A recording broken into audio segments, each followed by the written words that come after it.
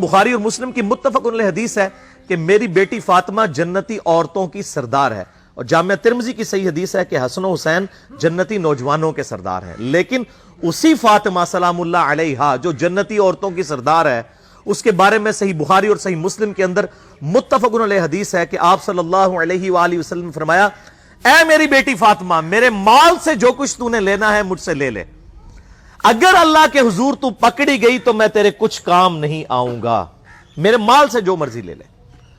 یہ آپ کو تو کہا گیا تھا، لیکن ہمیں سنایا گیا تھا کہ کوئی ایسا فرسودہ عقیدہ نہ رکھ لینا کہ بغیر اعمال کے ہی انسان کو جنت مل جائے گی۔ اعمال اور اللہ کی رحمت دونوں چیزیں شامل حال ہوں گی، صرف اعمال بھی کوئی شے نہیں ہے۔ بخاری اور مسلم دونوں میں یہ حدیث موجود ہے کہ آپ صلی اللہ علیہ وآلہ وسلم نے فرمایا، کوئی شخص بھی محض اپنے اعمال کی بنیاد پر جنت میں نہیں جائے گا۔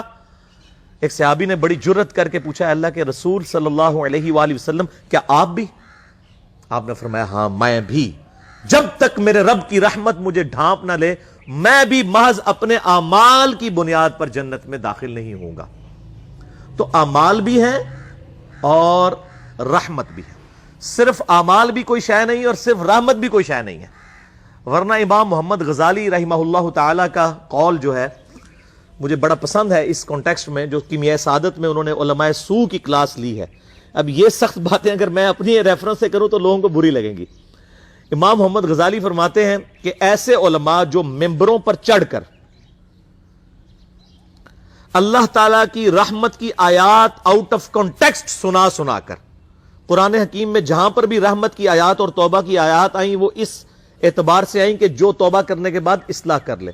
پورے قرآن میں کوئی ایک آیت بھی ایسی نہیں ہے کیٹاگوریکل کہ انسان اپنی اصلاح نہ کرے اور اللہ تعالیٰ فرمایا کہ میں اپنی رحمت کے دروازے اس کے لیے کھول دوں گا، قطعاً ایسی کوئی آیت نہیں ہے۔ تو جو علماء، امام غزالی فرماتے ہیں کہ اللہ کی رحمت کی آیات سنا کر لوگوں کو اللہ تعالیٰ سے غافل کر رہے ہیں، کیا یہ لوگوں کو یہ میسج دینا چاہتے ہیں کہ قرآن حکیم میں جو اللہ کے نافرمانوں کے لیے دھمکیاں آئی ہیں یہ سب کی سب فضول باتیں تھی، اور انبیاء کرام علیہ السلام جو اللہ کے عذاب سے ڈراتے رہے یہ صرف شغل میلہ تھا اور آخرت میں کوئی پکڑ نہیں ہونی؟ ایسے علماء واجب القتل ہیں۔ یہ امام غزالی فرما رہے ہیں کہ حکومت وقت کا کام ہے کہ ان پر توبہ پیش کرے، ورنہ ان کو قتل کروائے، ان علماء کو جو اللہ تعالیٰ کا یہ غلط تصور پیش کر کے لوگوں کو اللہ کا باغی بنا رہے ہیں۔ اور اکثر وائزین اس وقت یہی ہیں اور لوگ انہی کی باتوں کے اوپر خوش ہیں، انہی این جی اوز کی باتوں کے اوپر خوش ہیں، انہی دنیا دار علماء جو دنیا داروں کو خوش کرنے کے لیے باتیں کرتے رہتے ہیں اور کہتے ہیں اللہ تعالیٰ بڑا غفور رحیم ہے جی، جو مرضی کرو، اللہ نو ساڑی نوازا نہیں چاہیے دیا۔ اور بھائی اللہ نے کب کہا ہے کہ مجھے تمہاری نمازیں چاہیے؟ اللہ تو کہتا ہے تمہیں تمہارے لیے نمازیں چاہیے، اور نماز کو اتنا کیجول بنا لیا انہوں نے۔ صحیح مسلم کے اندر حدیث ہے، آپ صلی اللہ علیہ وآلہ وسلم نے فرمایا، بندے کے کفر اور اسلام کے درمیان فرق ہی نماز ہے۔ جو نماز پڑھتا ہے وہ مسلمان ہے، اور جو نماز نہیں پڑھتا وہ پاکستان کے شناختی کارڈ میں مسلمان ہے، اللہ کی ڈیفینیشن میں وہ عملاً کافر ہے۔ صحیح مسلم انٹرنیشنل نمبرنگ کے مطابق 246 نمبر حدیث ہے، آپ جا کے پی ڈی ایف کھول لیں، اسلام 360 میں جا کے 246 نمبر حدیث صحیح مسلم کتاب الایمان چیپٹر میں کھول کے دیکھ لیں کہ بندے کے کفر اور اسلام، شرک اور اسلام کے درمیان فرق ہی نماز ہے۔ آپ بے شک اپنے آپ کو مسلمان کلیم کرتے رہے، لیکن وہ شناختی کارڈ والا مسلمان ہے، نکاح طلاق والا مسلمان ہے، اس کا جنازہ بھی پڑھ دیا جائے گا، پیدا ہوگا اذان بھی دے دی جائے گی، اللہ کے حضور وہ مسلمان نہیں ہے، وہ بس کلمے کا ہی ہم احترام کرتے ہیں، ادروائز تو عملاً کافر ہے وہ۔ اسی طریقے سے جامعہ ترمذی میں حدیث ہے، سنن نسائی کے اندر حدیث ہے، سنن ابن ماجہ کے اندر حدیث ہے کہ آپ صلی اللہ علیہ وآلہ وسلم نے فرمایا، جس نے نماز چھوڑ دی گویا اس نے کفر کیا، من ترک الصلاۃ متعمدا فقد کفر۔ اب اس سے زیادہ اور کیا سخت بات کی جائے کہ کسی کو یقین آئے کہ جس نے جان بوجھ کے نماز چھوڑ دی اس نے کفر کیا۔ اب جان بوجھ کے یہ نہ سمجھیے گا کہ جی میں بال بچیاں دے کمائی کرتا رہنا تھا، منو ٹائم نہیں ملتا۔ جان بوجھ کی ڈیفینیشن بھی نبی علیہ السلام نے بخاری اور مسلم میں موجود ہے کہ اگر کوئی شخص بے ہوش ہو جاتا ہے یا سویا رہ جاتا ہے، یہ دو آپشنز ہیں، یا تیسرا آپشن ہے وہ بھول جاتا ہے، تو جیسے یاد آئے اسی وقت وہ والی نماز پڑھ لے۔ لیکن جو شخص دنیا کو ٹاپ پرائورٹی مانتا ہے، اپنا آفس چھوڑنے کے لیے تیار نہیں، اپنا کلینک چھوڑنے کے لیے تیار نہیں ہے، اور اپنی دکان چھوڑنے کے لیے تیار نہیں ہے نماز کے لیے، تو ظاہر ہے کہ وہ تو اپنے آپ کو دھوکہ دے رہا ہے۔ اللہ تعالیٰ تو اپنے معاملات کے اندر بالکل اسٹریٹ فارورڈ ہے، بالکل یہ ذہن میں رکھ لیں۔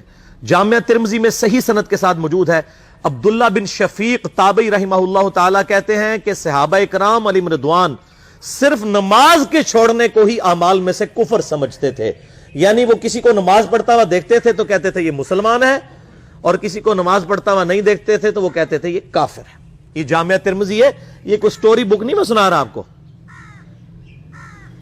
مسند احمد میں صحیح سند کے ساتھ حدیث ہے، نبی صلی اللہ علیہ وآلہ وسلم نے معاذ ابن جبل سے فرمایا، معاذ اللہ کے ساتھ کسی کو شریک نہ ٹھہرانا، خواہ تمہارے ٹکڑے ٹکڑے کر دیے جائیں، تمہیں سولی پہ چڑھا دیا جائے، تمہیں آگ میں جلا دیا جائے، اللہ کے ساتھ کسی کو شریک نہ ٹھہرانا، اور معاذ نماز بھی نہ چھوڑنا، کیونکہ جس نے نماز چھوڑ دی اللہ تعالیٰ کے ذمہ کرم سے وہ نکل گیا، اللہ کے حضور اس کے لیے کوئی حصہ نہیں ہے جس نے نماز چھوڑ دی۔ کتنا کرٹیکل ایشو ہے۔ اور اسی طریقے سے مسند احمد میں ہی ایک اور حدیث ہے کہ آپ صلی اللہ علیہ وآلہ وسلم نے فرمایا، جس شخص نے اپنی زندگی میں نماز کی حفاظت کی، قیامت والے دن وہ نماز اس کے لیے نور ہوگی، نجات ہوگی، اور اس کے حق میں دلیل ہوگی، اور جس نے نمازوں کی حفاظت نہیں کی اس کے لیے قیامت والے دن کوئی نجات، کوئی نور اور کوئی دلیل نہیں ہوگی، الٹا اس کا حشر قارون، فرعون اور ابی ابن خلف کے ساتھ ہوگا، والعیاذ باللہ تعالی۔ یہاں تو ہم کہہ دیتے ہیں یا اللہ جو کچھ بھی ہے تیرے محبوب کی امت سے ہے، یعنی یا اللہ ہم نے تو اپنی اصلاح کوئی نہیں کرنی، ہمیں اسی طریقے سے ہی قبول کر لے، والعیاذ باللہ تعالی۔ اور کچھ ویسے علماء کا بھی اس میں بڑا برا کردار ہے کہ انہوں نے نماز کو بھی اتنا مشکل فرض بنا کے پیش کیا ہے کہ ایک عام آدمی کے لیے، اور جو دنیاوی معاملات کے اندر بھی انوالو ہے، اور کسی ایسی عورت کے لیے جس کے کئی بچے ہیں، مطلب اس روٹین کے اندر اس نماز کو مینج کرنا مشکل ہو جاتا ہے۔ ہمیں تو عشاء کی صرف 17 رکعتیں بتا دی گئی ہیں، حالانکہ 24 گھنٹے کے اندر ٹوٹل نماز کی رکعتیں 17 ہیں جن کی اکاؤنٹیبلٹی ہے۔ اور میں یہ بڑے یعنی وثوق کے ساتھ ایک ذمہ دار مبلغ کی حیثیت سے یہ بات کر رہا ہوں۔ آپ صحیح بخاری اور صحیح مسلم کھول کے دیکھ لیں، فرض نمازوں کی تعداد جو ہے وہ 5 آئی ہے، اور ان کی رکعتوں کی تعداد بھی بیان ہو گئی ہے۔ فجر کے 2 فرض، ظہر کے 4 فرض، عصر کے 4، مغرب کے 3 اور عشاء کے 4، اور سفر میں سارے 2 فرض ہیں، مغرب کے 3 ہیں۔ یہ ٹوٹل 17 رکھتے ہیں جن کی اکاؤنٹیبلٹی ہے۔ باقی جنہ گڑ پاؤ گے انہ میٹھا، وہ ساری نفلی عبادت ہے۔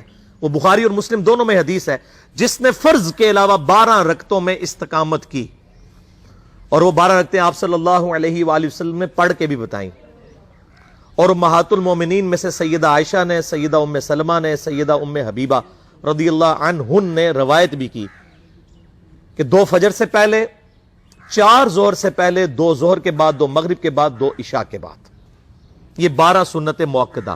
جس نے یہ پڑھی اسے جنت میں محل ملے گا۔ اگر کوئی نہیں پڑھتا تو گنہگاری والا معاملہ کوئی نہیں ہے۔ اسی طریقے سے اس کے علاوہ ایک اور وطر کی نماز ہے جو سنت موقدہ ہے۔ وہ سیدنا مولا علی رضی اللہ تعالیٰ عنہ علیہ السلام کا قول ہے کہ وطر سنت ہے، سنت ہے، سنت ہے، مگر اسے مت چھوڑو۔ ہے سنت ہے لیکن تاکیدی ہے۔ آپ صلی اللہ علیہ وآلہ وسلم نے سفر میں بھی وطر اور فجر کی 2 سنتیں پڑھی ہیں، لیکن یہ صرف افضلیت کے اعتبار سے تاکیدی ہیں، ان کی کاؤنٹیبلٹی کوئی نہیں ہے۔ البتہ یہ ضرور ہے، سنن ابی داؤد میں ایک حدیث ہے کہ جس کی قیامت والے دن فرضوں میں کوتاہی نکل آئے گی تو اللہ تعالیٰ فرمائے گا میرے بندوں کی جو نفلی اور سنت عبادت ہے اس کو توڑ لو اور فرضوں کے ایکویلنٹ قبول کر لو۔ تو آپ اگر یعنی سنتیں پڑھیں گے تو اس کے ایکویلنٹ نفلوں کی کوتاہی پوری ہو جائے گی، ادروائز اکاؤنٹیبلٹی اس کی کوئی نہیں ہے، یہ ذہن میں رکھیے گا۔ صحیح بخاری اور مسلم دونوں میں حدیث موجود ہے، ایک صحابی آئے، انہوں نے کہا یا رسول اللہ صلی اللہ علیہ وآلہ وسلم میں جنت میں جانا چاہتا ہوں، مجھے کوئی شارٹ کٹ بتا دیں۔ آپ صلی اللہ علیہ وآلہ وسلم نے فرمایا اسلام لانے کے بعد نماز، فرض نماز کو قائم رکھ، پھر فرمایا فرض زکوٰۃ ادا کر، فرض روزے دے، روزے جو ہیں وہ ان کو ادا کر اور روزے رکھ۔ حج اس وقت فرض نہیں ہوا تھا، وہ زندگی میں ایک بار ہے۔ تو اس نے کہا یا رسول اللہ صلی اللہ علیہ وآلہ وسلم جتنا آپ نے مجھے بتایا نہ میں اس میں ایڈ کروں گا نہ اس میں سے کوئی چیز مائنس کروں گا، اور یہ کہہ کے وہ چلا گیا۔ آپ صلی اللہ علیہ وآلہ وسلم نے فرمایا اگر کسی نے کسی جنتی شخص کو دیکھنا ہے تو اس کو دیکھ لو، جو یہ کہہ کے گیا کہ میں فرض نماز سے زیادہ کوئی نماز نہیں پڑھوں گا, صرف فرض روزہ ہی رکھوں گا, فرض زکات ہی دوں گا. اب روزہ اور زکات میں تو ہمارے علماء کو اور عام پبلک کو بھی, جو دیندار لوگ ہیں, ان کو ہضم ہوتی ہے کہ کوئی شخص یہ نہیں کہتا کہ بھئی پیر اور جمعرات کا روزہ, صحیح مسلم میں حدیث ہے کہ آپ صلی اللہ علیہ وآلہ وسلم کے نفلی روزوں کی یہ روٹین تھی. کوئی آپ کو یہ نہیں کہے گا کہ جس نے جمعرات اور پیر کا روزہ نہ رکھا اس کے رمضان کے روزے ہی قبول نہیں ہوں گے. کوئی کہتا ہے؟ کیونکہ ان کو پتا وہ نفلی ہے. اسی طریقے سے زکات تو صرف 2.5% ہے نا, باقی تو نفلی صدقات ہیں جتنے مرضی دیں. کوئی شخص نہیں کہتا کہ نفلی صدقہ نہ دیا تو آپ کی زکات بھی قبول نہیں ہوگی. الٹا یہ کہتے ہیں او بس جی زکات دے لو تو باقی سارا مال پاک ہے. لیکن جب فرض نماز کی باری آتی ہے تو اس وقت وہ 12 رکھتے ہیں بھی, سنت موقع بیچ میں گھسیٹ دیتے ہیں. وہ بھی صرف فضیلت ہے. ٹوٹل 17 رکھتے ہیں, 2 فجر کی, 4 ظہر, 4 عصر, 3 مغرب, 4 عشاء. یہ میں کو اپنے لیے گراؤنڈ نہیں بنا رہا, میں تو الحمدللہ اس کے علاوہ بھی نفلی عبادت کرتا ہوں. لیکن میں بتا رہا ہوں خدا کے لیے لوگوں کو دین ایسا مشکل نہ پیش کریں کہ جو نبی علیہ السلام نے امت کو وہ دین نہیں دیا ہوا. اپنی مرضی سے انجیکٹ نہ کریں دین, لوگوں کے لیے مشکلات نہ کھڑی کریں, ان کو فرض نماز تک رکھے. پھر انشاءاللہ کئی لوگوں کو میں نے اس نے نماز شروع کروائی, انہوں نے سنت نماز بھی, نوافل بھی شروع کر دی ہیں. لیکن آپ کم از کم وہ ڈیٹم لیول تو اچیو کروائیں لوگوں کا. لیکن فرض نماز کی باری آتی ہے, کہتے ہیں نہیں جی سنتے بھی حصہ ہیں. کہاں سے میرے بھائیوں حصہ ہے؟ وہ 17 رکھتے ہیں. سنتیں پڑھیں گے ثواب ہے, نہیں پڑھتے گناہ کوئی نہیں ہے. تو کم از کم فرض تو ادا کریں. اس کے لیے آپ کو ٹوٹل 24 گھنٹے میں میرا خیال ہے 40 منٹ بھی نہیں چاہیے فرض پڑھنے کے لیے. تو اس کے اوپر تو استقامت کم از کم ہم اختیار کریں. اور چھوٹی چھوٹی جو نٹی گٹیز ہیں ان کو تو ہم نے اتنا فالو کیا ہوا ہے, اور فرض نماز کے بارے میں ہم اتنے کیجول ہو جاتے ہیں.